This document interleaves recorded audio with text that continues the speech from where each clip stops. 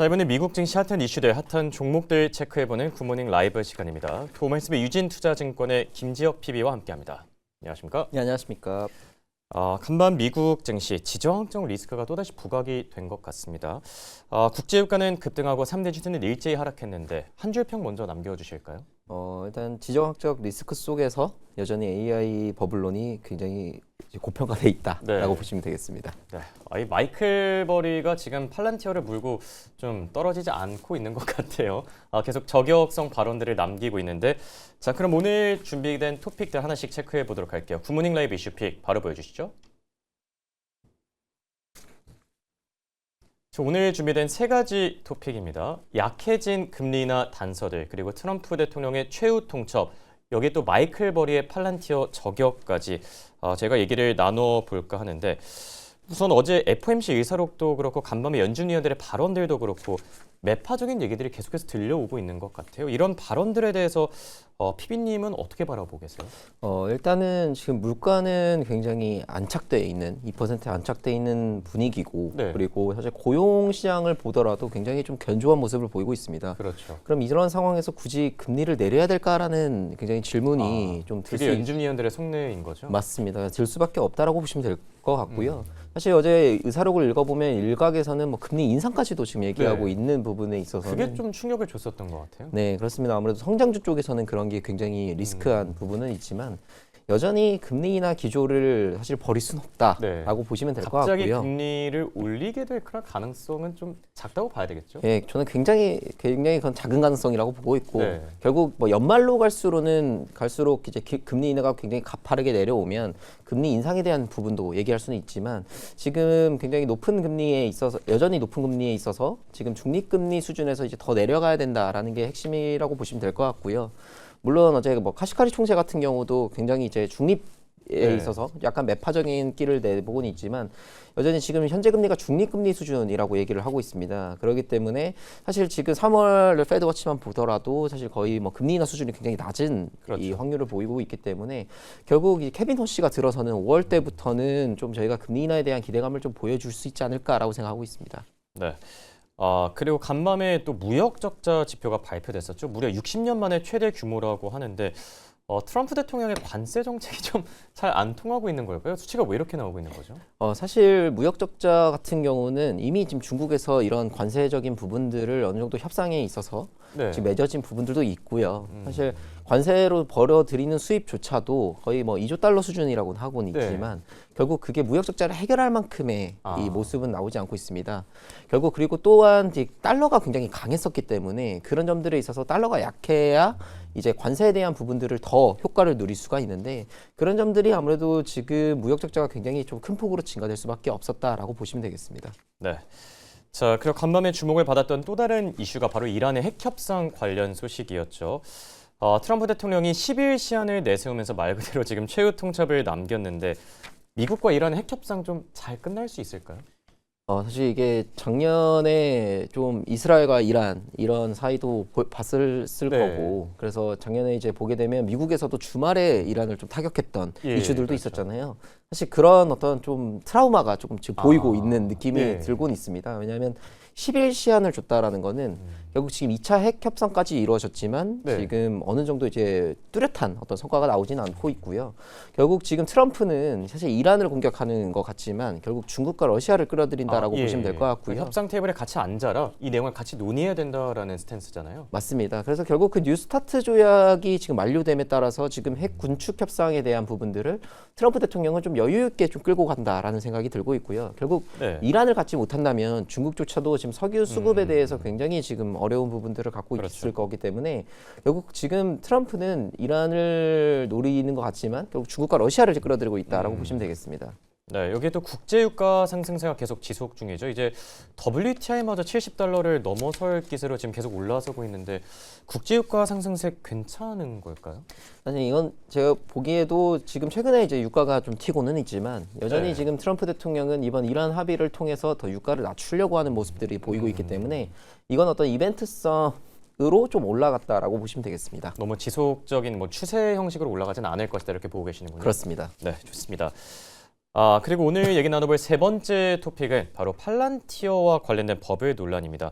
지금 빅쇼트의 주인공 마이클 버리가 계속해서 팔란티어를 저격하고 있는데 적정 주가에 대해서 지금 팔란티어가 134달러로 지금 나가고 있는데 무려 46달러라고 했습니다. 이게 뭐 반토막도 아니라 그보다 낮은 건데 왜 이렇게까지 팔란티어를 물고 늘어서고 있는 걸까요? 사실 이 마이클 버리 같은 경우도 이제 기존에 있는 금융 회사를 정리를 하고 네. 지금은 약간 뭔가 컨텐츠를 제공하는 사람으로서 지금 일을 하고 있는데 원래는 사이언 자산운용이었던가요? 맞습니다. 근데 이거 운영하고 있었는데 이제 완전히 그냥 혼자서 뭐 독고다이 느낌으로 나온 거잖아요. 그래서 굉장히 공매도 빅쇼트라는 영화로도 유명하신 분인데 네. 지금 굉장히 지금 AI에 대한 어떤 의심을 계속적으로 늘어나가고 있다라고 보시면 될 것 같고요.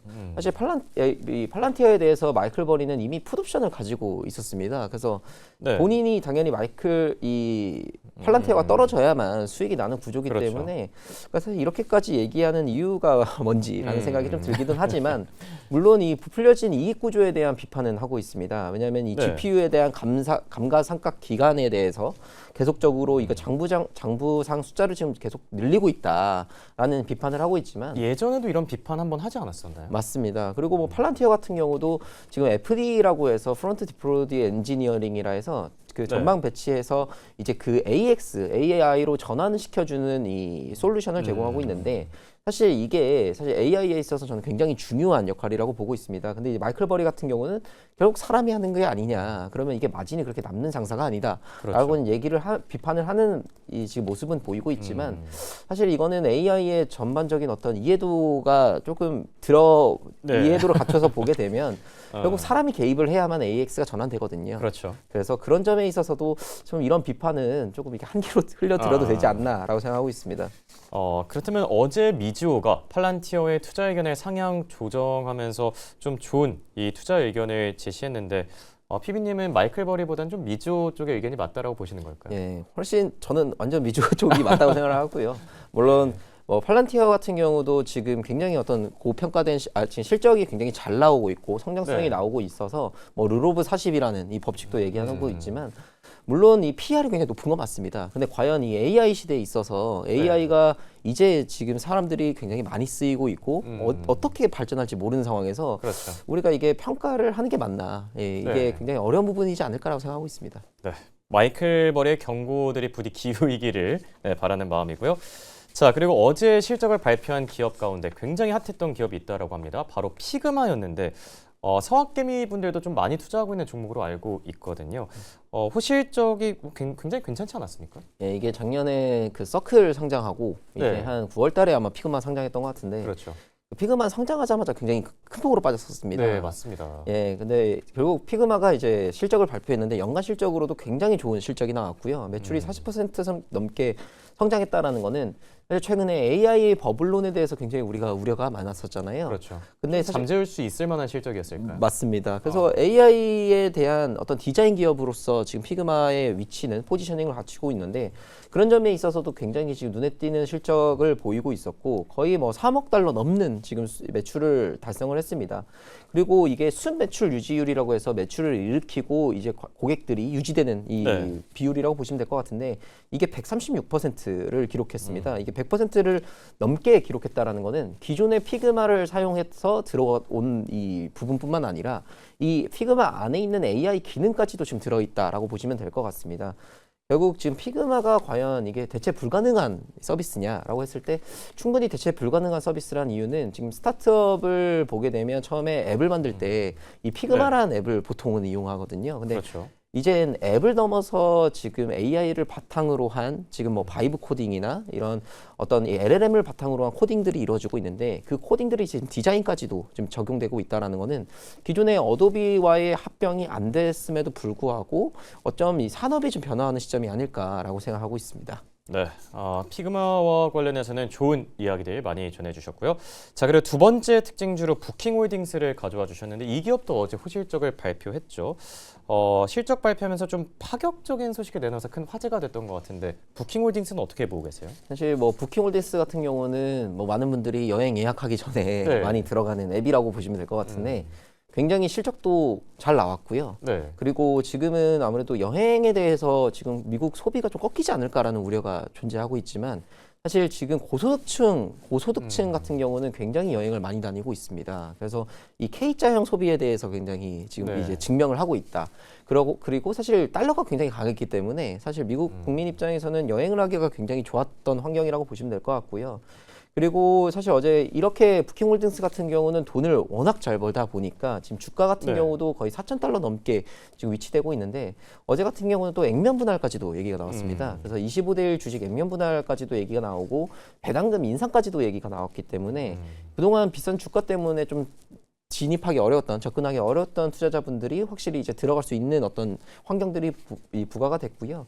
그리고 주식 분할 얘기도 있지 않았나요? 맞습니다. 그래서 아무래도 주식 분할을 하기 때문에 결국 이거는 뭐 이 시가총액이 뭐 올라간다라는 건 아니지만 확실히 접근이 쉬워진다라는 핵심 부분도 있을 것 같고 네. 그리고 최근에는 이제 26년 성장을 위해 지금 7억 달러 규모의 좀 재규모 투자도 일어나고 있습니다. 그래서 지금 뭐 AI 서비스를 지금 적용하고 있는 이 부분에 있어서도 아무래도 최근에 AI 에이전트를 통해서 지금 이제 결제하는 부분들도 일어나고 있잖아요. 그래서 그런 점에 있어서 부킹홀딩스를 좀 토픽으로 볼 필요가 있다라고 생각하고 있습니다. 네. 자, 이렇게 특징주로는 피그마 그리고 부킹홀딩스에 대한 투자 의견까지 자세히 들어봤습니다. 두 기업들 조금 더 챙겨보는 게 좋을 듯하네요. 자, 지금까지 도말씀의 유진투자증권의 김지혁 PB와 함께했습니다. 감사합니다.